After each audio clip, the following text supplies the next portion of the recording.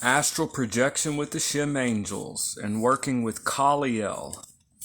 Kaliel is a Shem angel that's associated with innocence and demonstrating your innocence. He reveals truth at court cases or legal proceedings, always reveals truth and shows those that are bearing false testimony, reveals them for what they are. So this angel is about, if let's say you're innocent and you're being wrongly accused by whoever, by whomever, by your employer, let's say your partner is accusing you of something you didn't do, or your employer, whoever, anybody. Or it could be an actual court case, like a legal proceeding. Let's say you're innocent, you didn't do it. And so this Shem angel is all about demonstrating innocence.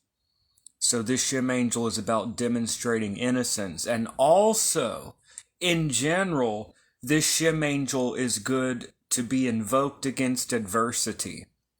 So this Shem angel is good to be invoked against adversity. Or let's say someone is rising up against you, but the main way where this Shem angel really shows itself as useful also is, let's say you're being wrongly accused. This Shem angel will reveal the truth. So, I actually wanted to do something a little differently in this video. I wanted to begin by doing a reading from the earliest that I've ever found reference to 72 angels. Okay, these 72 angels. Now, it does not refer to them as Shem angels or the Shem HaMephoresh. It does not refer to the 72 names of God from Exodus or Shemot 14, but it mentions, let me just read this passage here, and then we'll continue with the Shem angel. And then again, we're going to go a little deeper into astral projection work. Again, we go into these methods that are a little bit, a little out there, but we always try to keep our feet planted on the ground. We try to keep ourselves based in everyday objective reality. We try to balance, okay, to be open to possibilities while staying grounded. But anyways, so I'm going to read from, this is the third book of Enoch, chapter 17. So this is the third book of Enoch, chapter 17.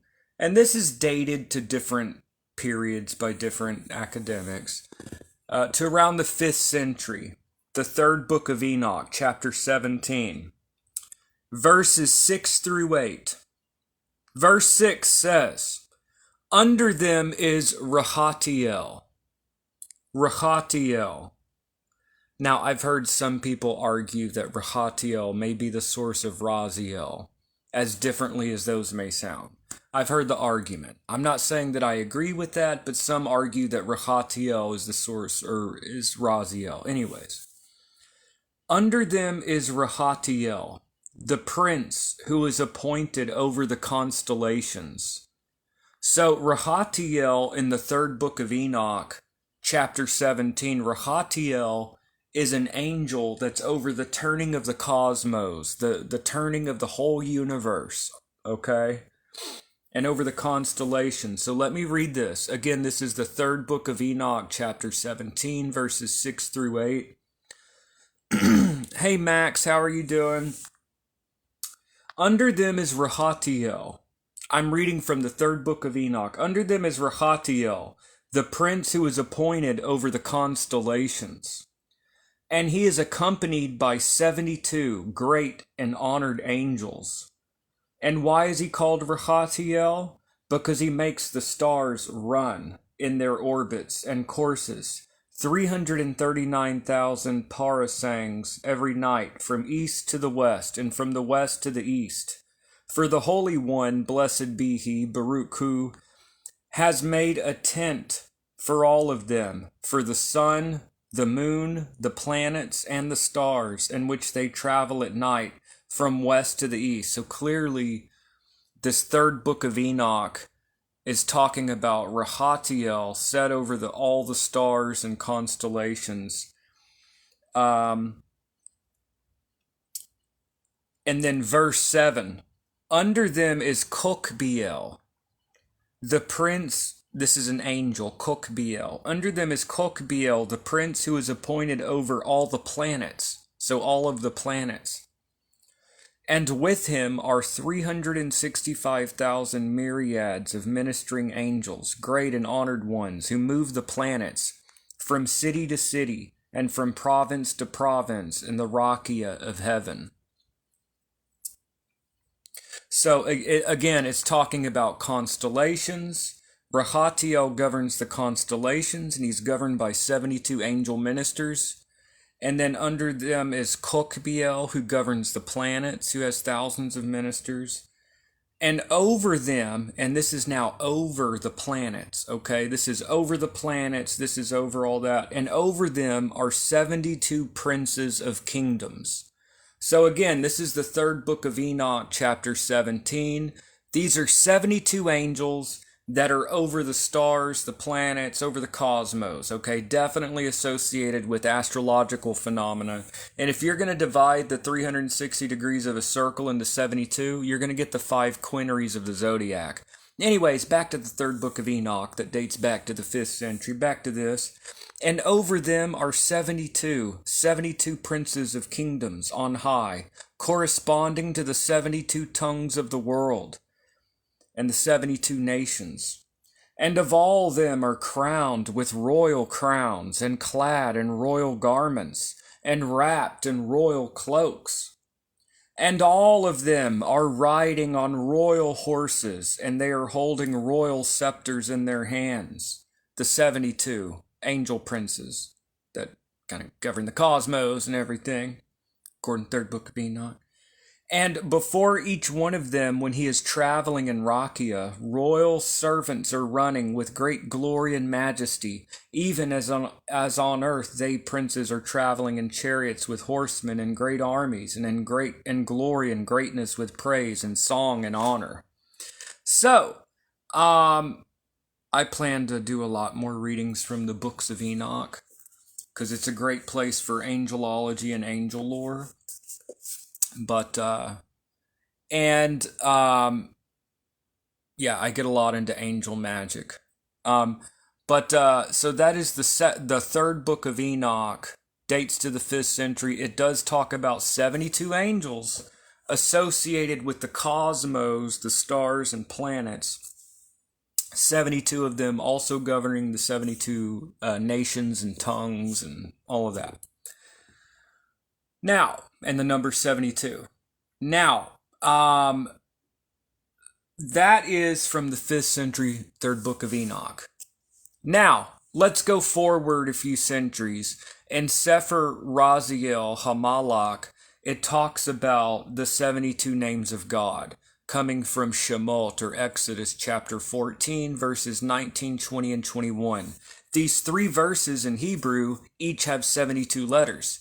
And if you put the 3 verses, by the way, it describes the angel of God in the pillar of cloud and the pillar of fire. This is a passage from Exodus. Now, in this angel, we're about to be talking about like Renaissance angel magic. And Renaissance angel magic, which could be used for love, money, whatever, Renaissance angel magic, and they would use these scrying stones. And they would try to call an angel into a scrying stone and communicate with it, for example. So this is old school, classical, Kabbalistic angel magic. Not really Kabbalah like we would think of it, but where was I going with this? So the 72 Shem angels. Oh, okay, this is where I was going with that. So in Sefer Raziel Hamalach, for example, not associated with angels directly. Even though the passage is talking about an angel, this idea that Moses was working miracles through the 72 names of God. Now, the word Shem angel means name. The word Shem in Hebrew means name. In fact, God's holy name is so sacred in Judaism that they won't say Yahweh. Now, I'm not Jewish, so I can say Yahweh because I don't follow the Torah. But anyways, I'm not bound by the mitzvot, although I have a deep respect and reverence for Judaism. But where was I going with this? So the Shem angels, the 72. Oh, this is where I was going. So in Sefer HaRaziel and Sefer Raziel HaMalach, it doesn't equate them to angels exactly, but it talks about the 72 names of God, and it directs it back to these three verses in Hebrew. Okay, so you have the 72 names of God. Now Agrippa in 1510. He writes the 3 books of occult philosophy that pass around in manuscript form until the book 1 being printed in Cologne, Germany in 1531, and then all 3 books of the occult philosophy being published in 1533.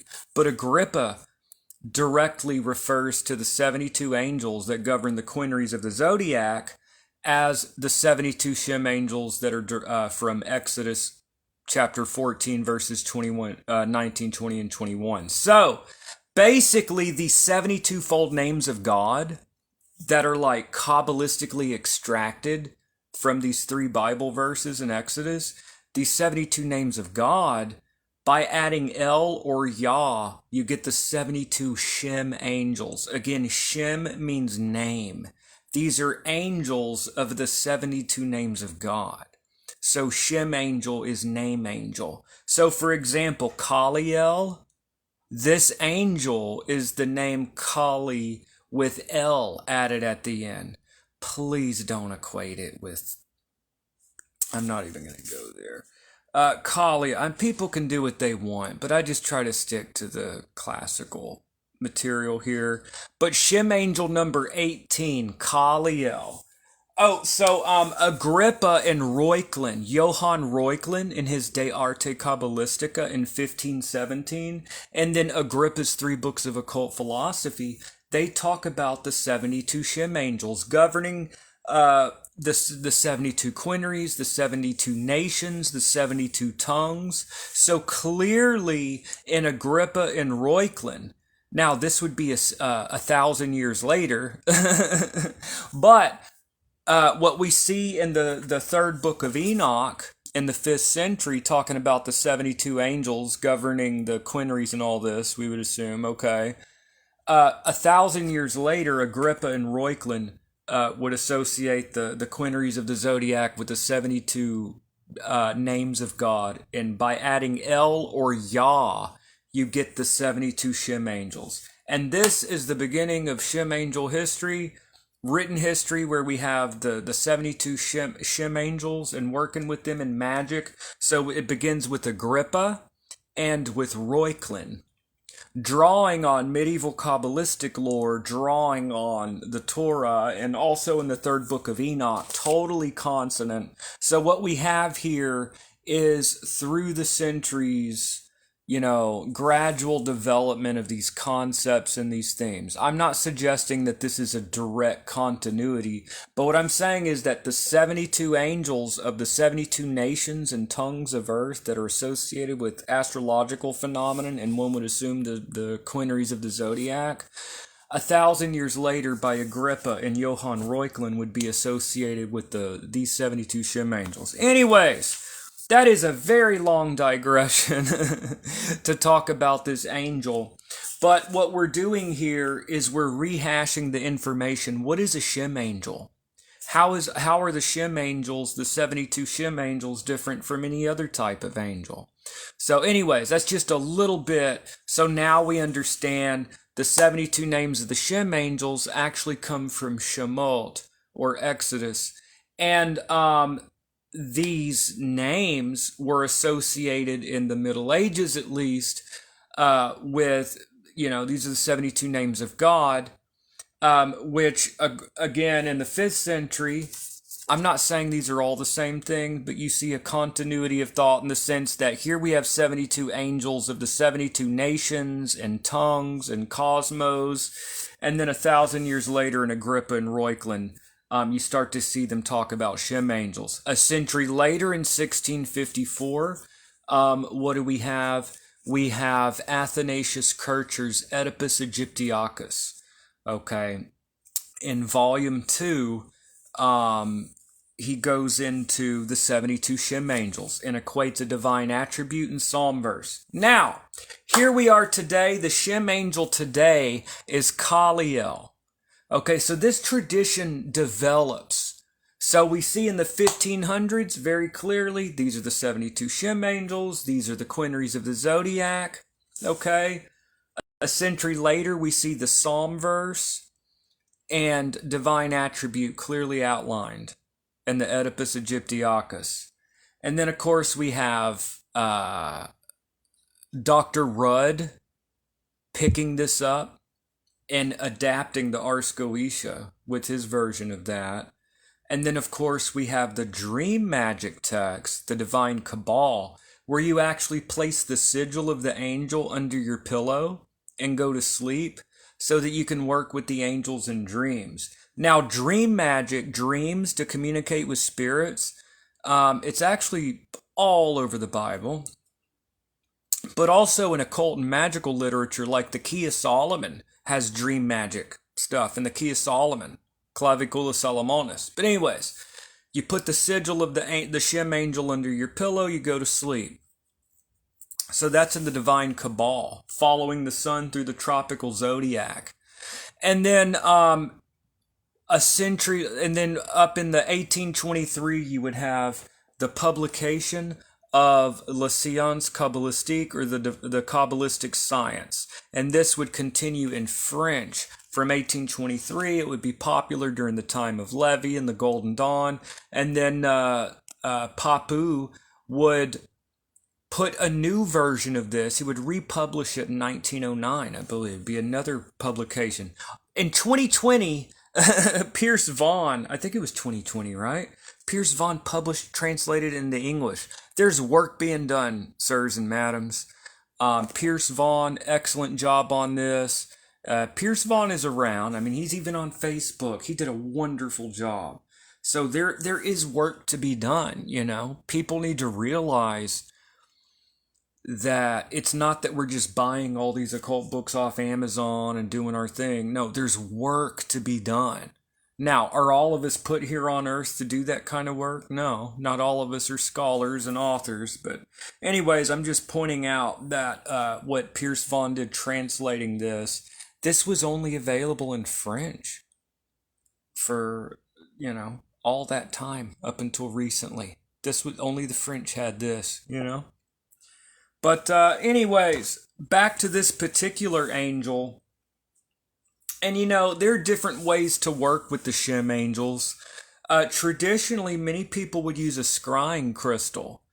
Now, traditionally, a scrying crystal, it would be clear and without blemish if we follow like Frederick Hockley and some of the later Renaissance magicians. But I don't want to get too focused on minutiae here, but you could focus on a scrying stone. Some people use a black mirror. Some people use dreams to talk to Shem angels. The problem with dream magic is you need to remember your dreams. There's really not much point in using dream magic techniques if you're going to wake up. You're going to have a wonderful communication. Everything's clear, and then you wake up and you forget the whole thing. I mean, that's a waste of time. You need to remember your dreams before you incorporate dream magic methods.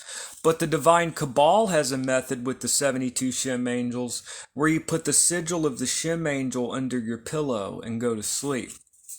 So you'd put that under your pillow and then you'd go to sleep, and you would have a dream communication with the angel.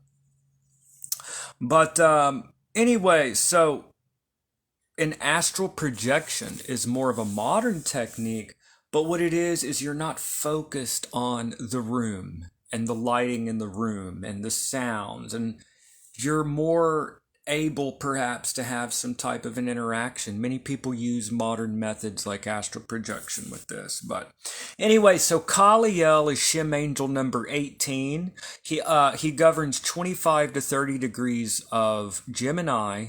So the last quinary of Gemini, 25 to 30 degrees of Gemini, we're ending Gemini here.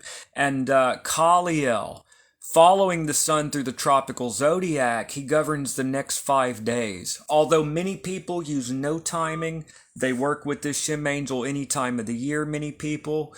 That said, following the sun through the tropical zodiac, he governs the next 5 days. So I really encourage people, the next 5 days, work with Kaliel.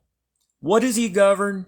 He demonstrates innocence, okay? But that's very specific. And most of us are not getting accused of stuff all the time. If you're always getting accused of stuff all the time, then that's probably not a good sign. You know? Where did I hear about this? Edward Kelly, this is so random. But he had his an ear cut off. Was it Edward Kelly? There was some famous occultist. He had his ear cut off, okay? And in the 1500s in England at this time, it was known that if you had a missing ear, you probably were practicing a little bit of charlatanism, you know? Probably got caught. People got a little heated, got a little mad, and cut off an earlobe. So that was pretty brutal. But, you know, I mean, people went around getting hung and dueling in the streets and stuff. So people were brutal back then. But, so you'd see a guy with a missing ear with some kind of a scheme, you know, for you to invest your money. You see a missing ear. You'd say, I think I'm going to hold on to my money, you know. Oh, that sounds like a good plan, you know. Then he turns to the side and there's a missing ear. You're like, no thank you, sir. You know, I'm okay. So, but there are many times that people would wrongly get accused of things. I mean, just people getting accused of witchcraft or whatever people would be getting accused of, you know? Back in the day, people didn't always get a fair trial. So this Shem angel is actually very useful. However, it's very specific. Not everyone's getting accused of stuff.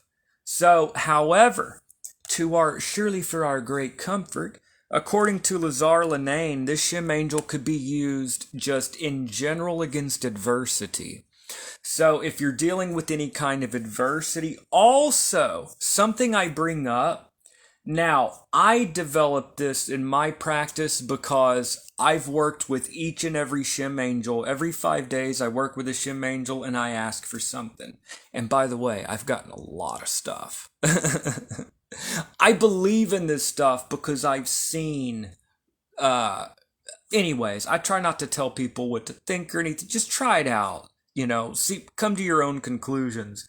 But anyways, working through the Shem angels, I've hit each one. So I've come up with the rule that sometimes I may not think of something within my life that fits the office. You could also be proactive. Maybe right now you're not being accused, but you could ask the angel to prevent anyone from coming up with some stuff that's just not true. So maybe you're not being accused of anything right now, but maybe you can then ask the angel to safeguard your reputation, to prevent anyone from doing something like that.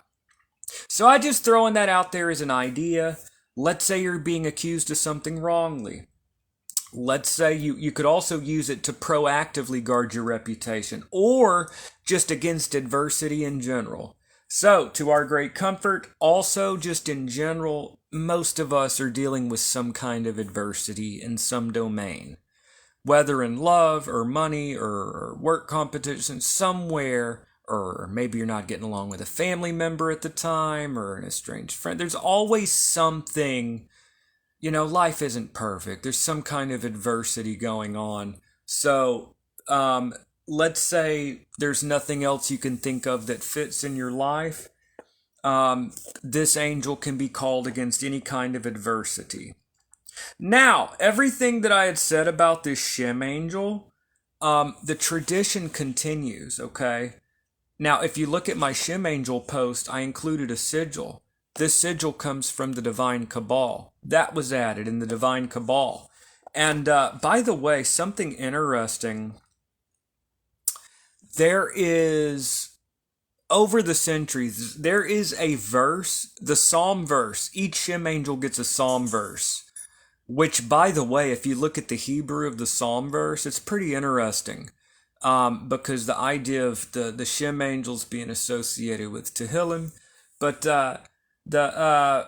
usually the three letters associated with the divine name is found near a tetragram in the Psalm verse of the Hebrew. But anyways, this particular Shem angel, we have the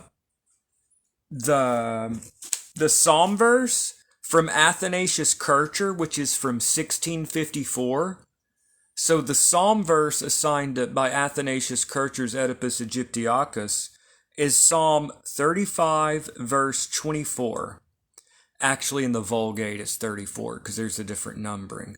But the Psalm in the Masoretic text, most of us use is 35:24. Judge me, O Lord, my God, according to thy righteousness, and let them not rejoice over me. So all the way back in the 1600s, this Shem angel, the Psalm verse, says, judge me according to your righteousness, and don't let them rejoice over me. So even in the 1600s, this Shem angel was associated with this idea that I'm being judged, don't let people rejoice against me, okay? Now, let's go forward a couple hundred years, a couple centuries, to 1823, this book. He actually gives a different Psalm verse that's very similar. So it shows that in 200 years, it shows continuity and difference. Because in Athanasius Kircher's Oedipus Egyptiacus, in 1654, the Psalm verse of Kaliel is Psalm 35:24. Judge me, O Lord my God, according to thy righteousness, and let them not rejoice over me. And yet in this book, 2 centuries later, it's the 8th verse of Psalm 7. Judge me, O Lord, according to my righteousness, and according to mine integrity that is in me. So again, there's this idea that I'm being judged. Let me be judged rightly. Now, a word of warning. People can work with the Shem angels any way they want. Ugh, I've got this dog barking over here. People can work with the Shem angels any way they want.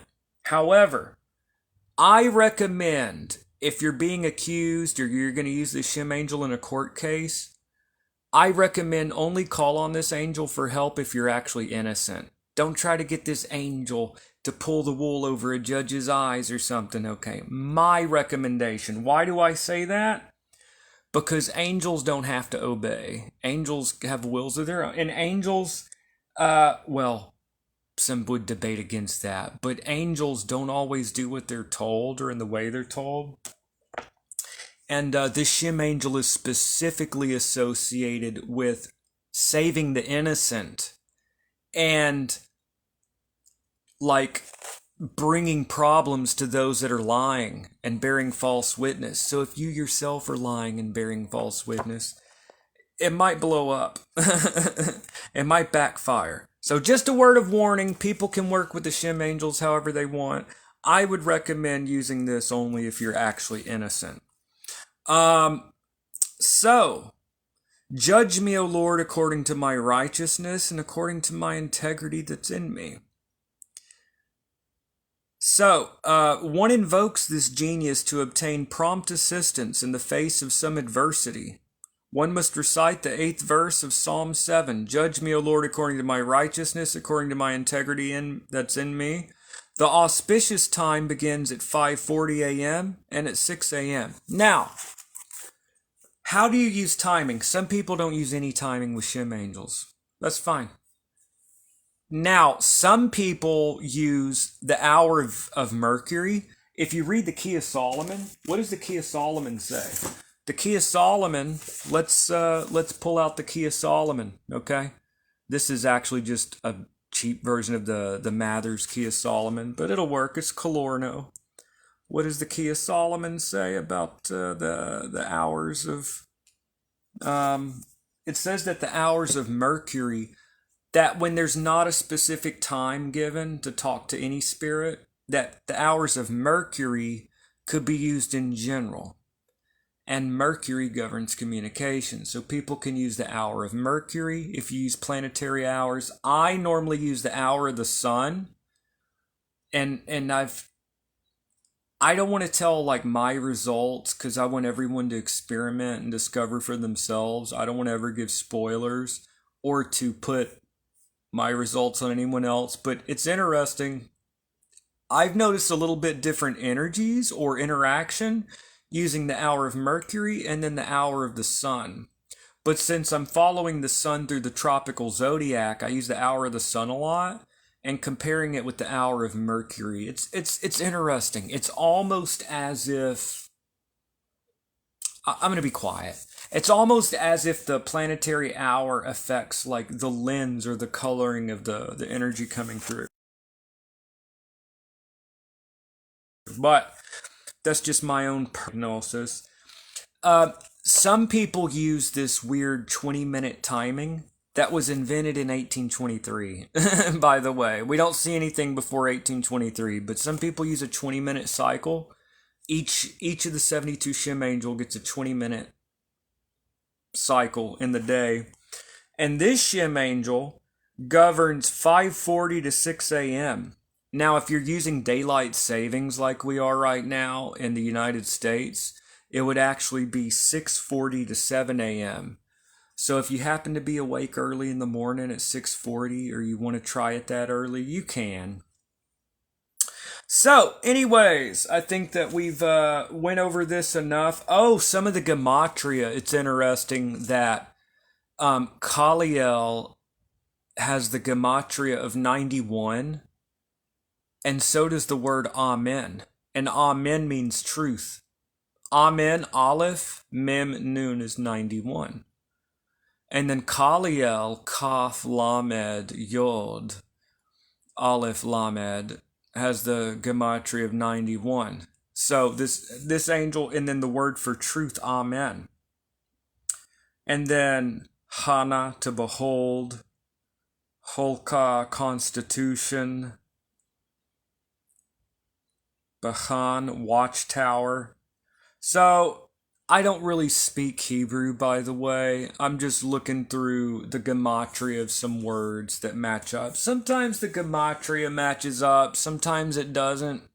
It's just interesting and useful to look at. So,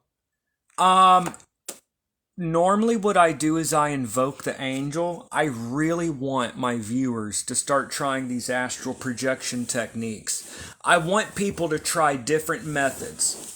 A lot of you that have watched my videos, y'all have used this simple prayer technique with me, and many of you are familiar with that. What I would like some of you to do, if you haven't tried it yet, to try out astral projection with the Shem angels.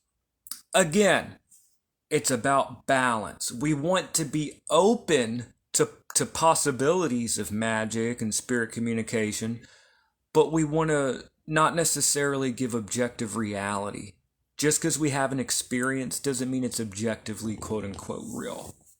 So balancing these two things, if we're going to use techniques like spirit communication and astral projection, the reason I say this is because a lot of people in the New Age spiritual metaphysical community, they drift off into space. Basically, they don't keep their feet planted in the here and now, and you have to function in this world.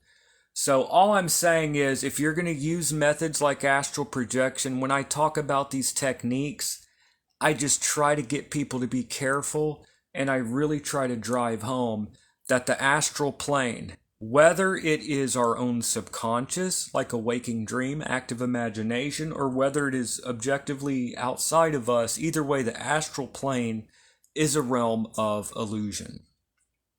So just throwing that out there. Now, what is the technique? You have the angel name, Kaliel. And you have the psalm verse. Actually, you can choose.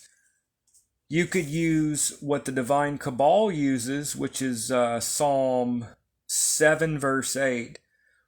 I prefer the older from Athanasius Kircher, Psalm 35:24. If you go to my YouTube and go to the community section, I have all this info. If you go to my Facebook, I have all this info. You have the name and the psalm verse.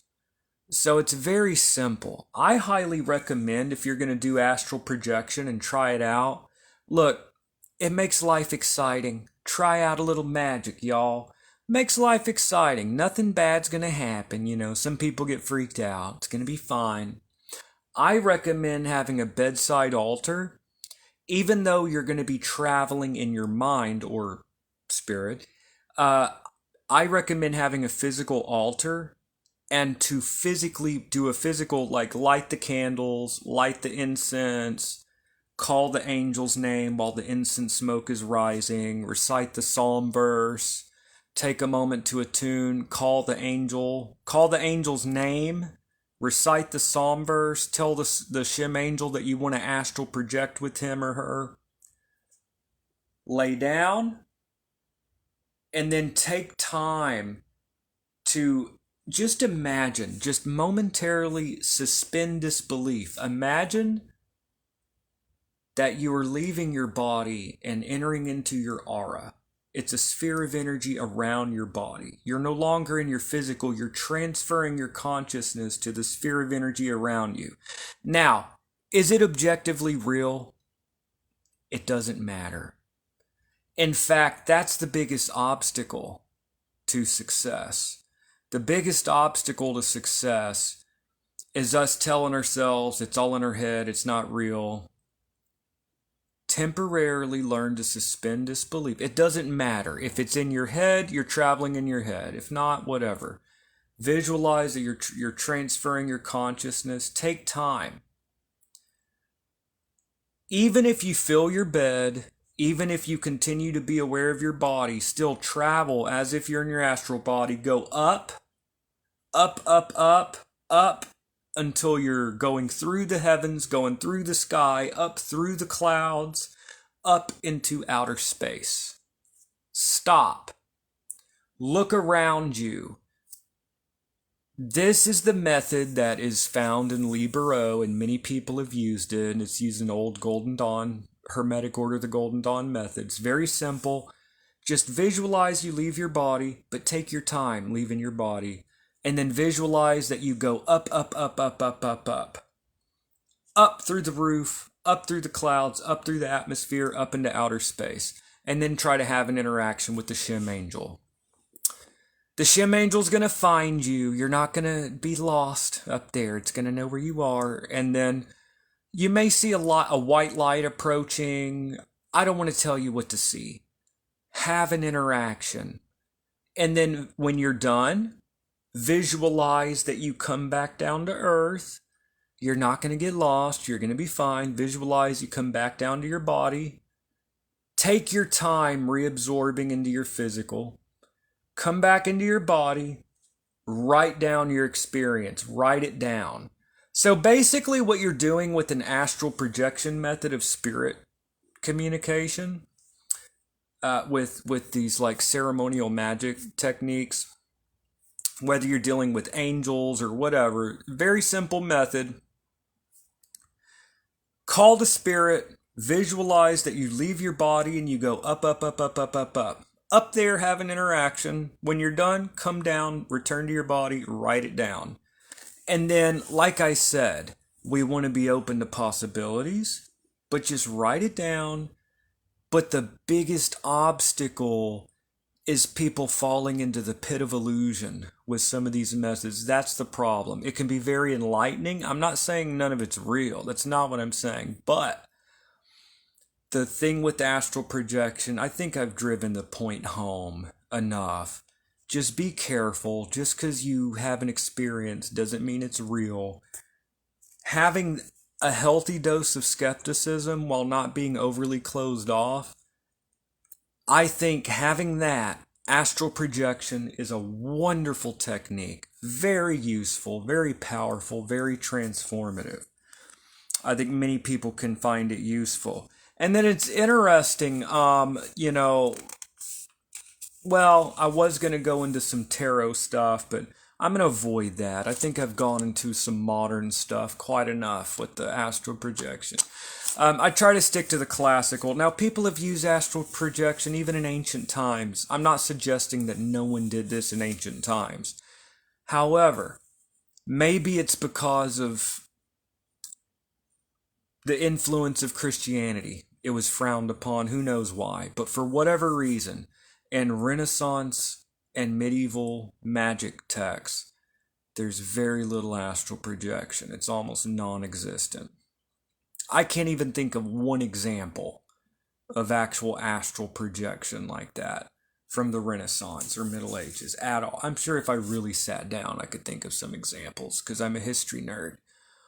But as of right now, I can't think of one grimoire magic example of astral projection. So it's like a modern technique. It is kind of, because it's not part of the Western tradition. If you go back to the PGM or the Mithras liturgy or something, yeah, but you don't see it much in the Key of Solomon, or for example, astral projection.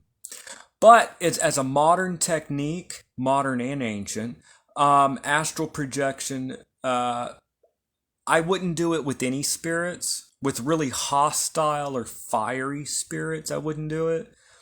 But with the Shem angels, in my opinion, they're very loving, very kind, I think it's safe to work with Shem angels with astral projection. And dreams. If you remember your dreams, you might try putting the sigil or the name of the angel under your pillow. Okay, so dream work, astral projection, scrying crystals. But we're going to call on the angel using a simple prayer method, and then we'll close up here. So, Kaliel. Remember that the name of a spirit gives us a connection with the spirit. Just the name itself, speaking the name, gives you power and with the spirit. So we're going to say the name with me if you want it home. Kaliel. Say the name with me. Kaliel. Kaliel. Kaliel. Kaliel. Kaliel. Judge me, O Lord my God, according to thy righteousness, and let them not rejoice over me. So I've called the angel. Normally, traditionally, the psalm verse goes with the call. Traditionally, the psalm verse is part of the call. So we called the name of the angel. Say the name with me, Kaliel. Kaliel. Say it with me, Kaliel. We say the psalm verse.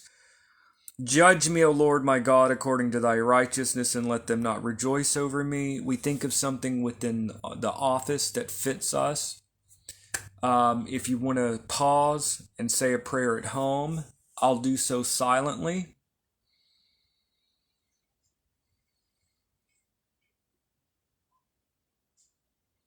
And then take a moment to be in silence and listen for any thoughts, impressions, emotions, ideas that may come to the surface of your mind, and write it down. I cannot stress enough the importance of having a written journal.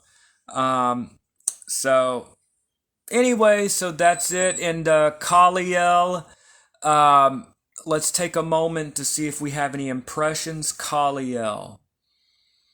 Kaliel. Be open to impressions, y'all. Kaliel. Kaliel.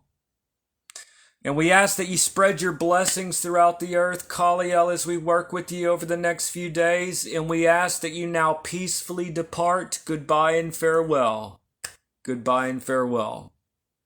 With the Shem angels especially, in a simple prayer method, I don't always do the license to depart, but I did it here. So that is Kaliel. Governing 25 to 30 degrees of Gemini, the way that we're doing it here. And Kaliel governs the next 5 days. So I really encourage people to work with this angel. If you want to use the wonky 20-minute timing, he governs, if you're using daylight savings, It's 6:40 to 7 a.m. If you're not using daylight savings, then it's 6:40. Then it's 5:40 to 6. But for those of us like right now in the U.S., we use daylight savings time. It's 6:40 to 7 a.m. Or you can, if you use planetary hours, the hour of Mercury or the sun, and some people use no timing. Kaliel protects the innocent, reveals the truth when there's a trial, so to speak, and also is invoked against adversity in general. Kaliel. And the divine attribute, by the way, is Deus Invocandus.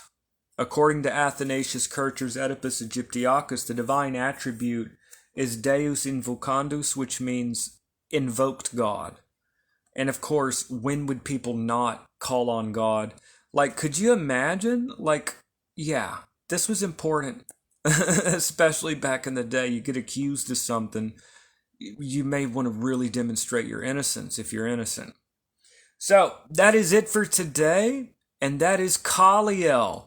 I really appreciate all of you that follow my Shem angel work. And as we cycle through together, we're doing Shem traditional Renaissance, well, in some ways not so traditional, Renaissance angel magic. So we're cycling through the 72 angels of the Shem HaMephoresh together, and this is initiatic. It helps us to grow and evolve. So, anyways, thank you so much for joining me. And I will see y'all in the next video. Hope everyone's having a great evening. Thank you for stopping in, y'all. I'll see y'all in the next video.